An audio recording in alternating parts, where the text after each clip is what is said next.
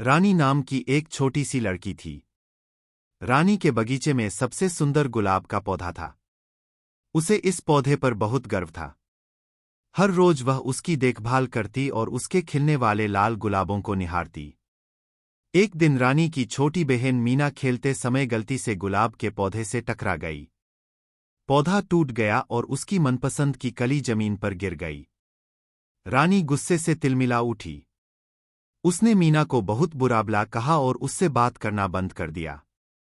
मीना माफी मांगती रही, लेकिन रानी को गुस्सा कम ना हुआ। कुछ दिनों बाद रानी ने देखा कि उसका गुलाब का पौधा सूखने लगा है। टूटी हुई ठीक नहीं हो रही थी और नई कलियां भी नहीं आ रही थीं। रानी को बहुत दुख हुआ। वह समझ नहीं पा रही थी कि ऐसा क्यों हो रहा है। उस शाम बगीचे में एक बूढ़ी महिला बैठी थी। रानी उनके पास गई और अपना दुखड़ा सुनाया। बुरी महिला ने रानी की बात ध्यान से सुनी और फिर मुस्कुराते हुए कहा, अब बेटी, गुलाब के पौधे को तुम्हारे प्यार और देखभाल की जरूरत है, लेकिन तुम गुस्से में हो। गुस्सा आग की तरह होता है जो सब कुछ जला देता है। तुम्हें अपनी बहन को माफ करना होगा, तभी तुम्हारा पौधा फिर से खिल सकेगा।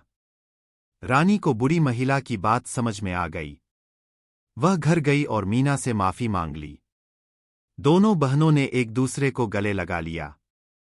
अगले कुछ दिनों में रानी ने देखा कि उसका गुलाब का पौधा धीरे धीरे ठीक होने लगा है।